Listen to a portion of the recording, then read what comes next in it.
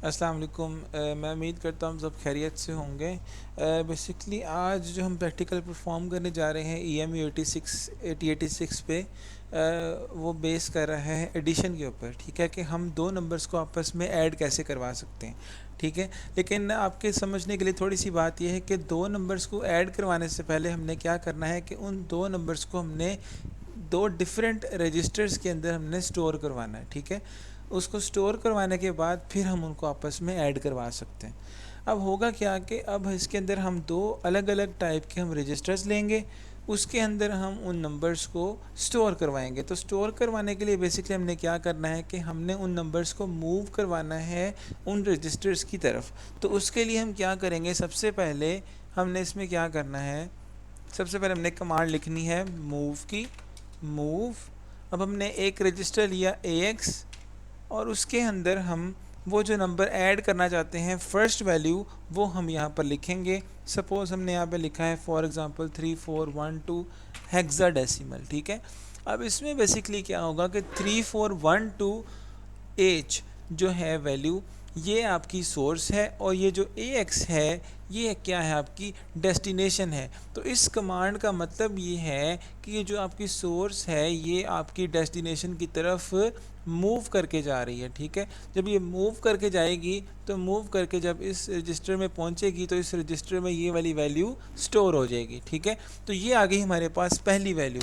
उसके बाद हम क्या करेंगे, इसके साथ हम एक और रजिस्टर लेंगे और उस रजिस्टर के अंदर भी हम कोई वैल्यू को स्टोर करेंगे। ठीक है, अब इसमें हमने सपोज़ यहाँ पे एक रजिस्टर लिया, हम यहाँ पे फिर लिखेंगे मूव।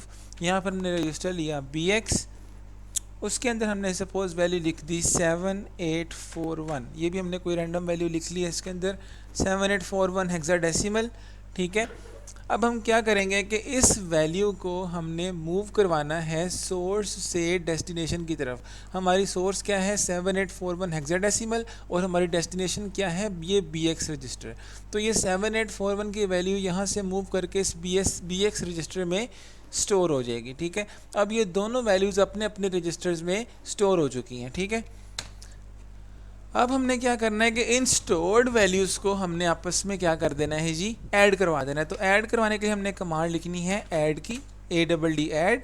और इसमें हमने क्या किया कि यहाँ पर BX को हमने यहाँ पे लिखा और साथ में उसका हमने क्या लिख दिया AX। तो इसका क्या मतलब हुआ कि ये जो AX है ये आपकी सोर्स है और ये जो है BX ये आपकी डेस्टिनेशन है। तो इसका क्या मतलब हुआ कि AX में जो वैल्यू स्टोर्ड है वो मूव करके BX में जाएगी और उसको आपस में वैल्यूज़ को ऐड करेगी। ठीक है, जब ये दोनों वैल्यूज़ आपस में ऐड हो जाएंगी तो जब ये ऐड हो जाएंगी उसके बाद जो वैल्यू है आपकी कहाँ पे स्टोर हो जाएगी, डेस्टिनेशन में।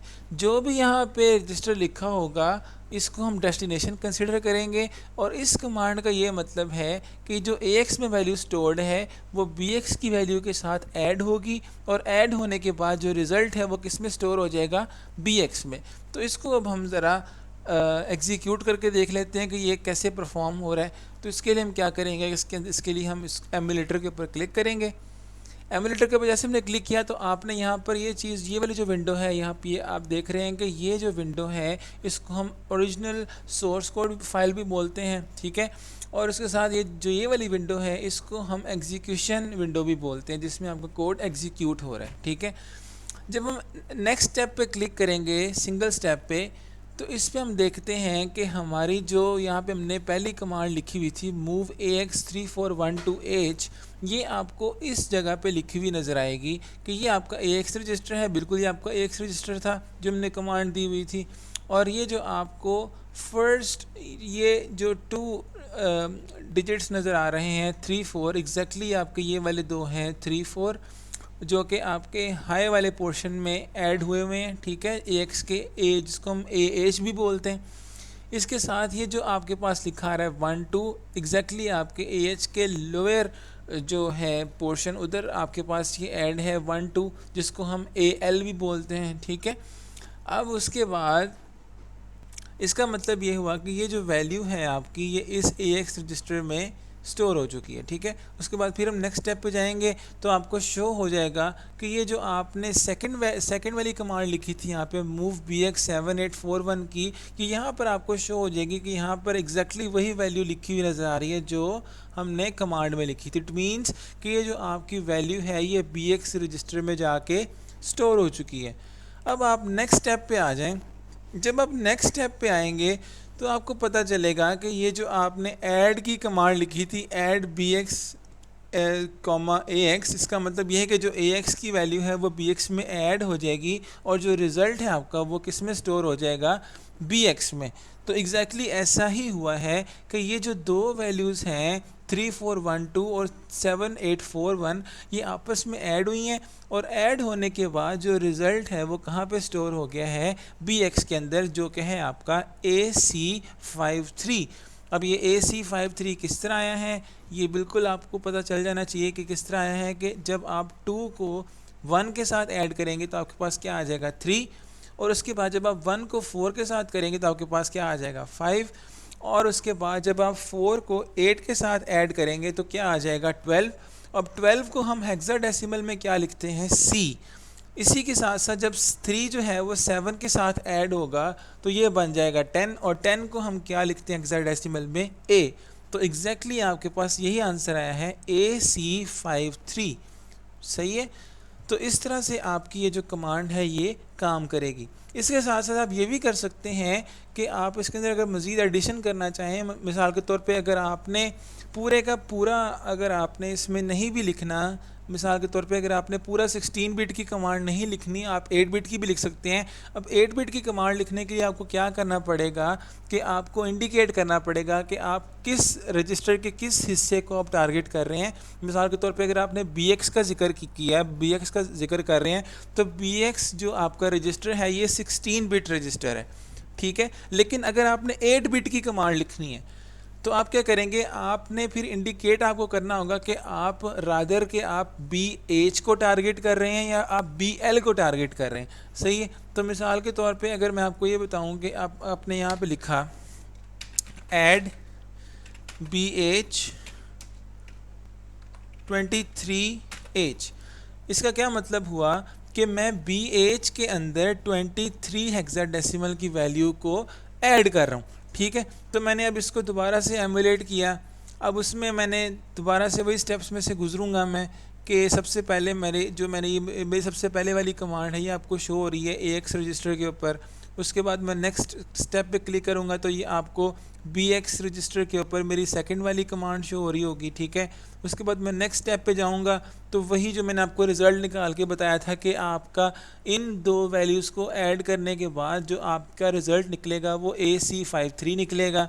उसके बाद जब मैं नेक्स्ट कमांड पे जाऊंगा तो वो क्या करेगा कि इस 23 हेक्साडेसिमल को इस BH रजिस्टर के अंदर ऐड कर देगा। अब किस तरह ऐड करेगा, अब इस टाइम आप इस BH जो इस वाली ये जो आपको H नज़र आ रहा है ना, तो बेसिकली ये BH पे आपको इस टाइम क्या वैल्यू नज़र आ रही है, AC। अब इस AC के अंदर वो क्या करेगा, इस 23 हेक्साडेसिमल को ऐड कर देगा। अब मैं सिंगल स्टेप में नेक्स्ट स्टेप पे क्लिक किया तो उसने क्या किया कि उस AC के अंदर उसने इस 23 हेक्साडेसिमल को ऐड कर दिया, तो वो AC जो है वो क्या बन गया, CF। ठीक है, अब वो CF कैसे बना, अब सपोज़ कि अगर हम बात करें, मैं बैक जा रहा हूँ, अब C के अंदर हमने वैल्यू ऐड की 3 की। ठीक है, तो C जो है हम इसको क्या बोलते हैं वैसे जो डेसिमल में, 12। अब 12 के अंदर जब 3 ऐड होगा तो ये बन जाएगा 15, और 15 को हम हेक्साडेसिमल की ज़ुबान में क्या बोलते हैं, F। ठीक है, तो ये C बन जाएगा F। इसी के साथ साथ ये जो 2 है ये ऐड होगा A के साथ। ठीक है, और जब 2 A के साथ ऐड होगा, A को हम डेसिमल में क्या बोलते हैं, 10, और जब इसके अंदर 2 ऐड होगा तो ये बन जाएगा 12, और 12 को हम हेक्साडेसिमल में बोलते हैं C। ठीक है, तो अब ये बन जाएगा CF। ठीक हो गया, तो ये इस तरह से एडिशन की कमांड जो है ये रन करेगी और इस तरह से एडिशन का जो फंक्शन है वो परफॉर्म होगा। मैं उम्मीद करता हूँ कि आपको ये समझ आ गई होगी। ठीक है, और प्रैक्टिकल के अंदर भी आपने इसी तरह ही स्टेप बाय स्टेप आपने इसको रिटन फॉर्म में भी लिखना है कि एग्जीक्यूट करते हुए जब आप ये कमांड्स लिखेंगे तो इसका क्या मतलब है और इसको किस तरह से एग्जीक्यूट किया जाएगा। तो आपने रिटन भी जब लिखना है तो रिटन फॉर्म में भी आपने इस एडिशन की कमांड को इसी तरह ही लिखना है। ठीक है, आप कोई भी वैल्यू दे सकते हैं। मैंने रैंडमली कोई भी वैल्यूज़ उठा ली थी ax के लिए और bx के लिए। आप भी कोई भी वैल्यूज़ लिख सकते हैं यहाँ पे हेक्साडेसिमल के लिए कि आप कौन कौन सी वैल्यूज़ को आपस में ऐड करवाना चाहते हैं और उनका रिज़ल्ट जो है वो क्या निकलेगा। तो मैं उम्मीद करता हूँ कि आपको लेक्चर की समझ आ गई होगी। Thank you so much.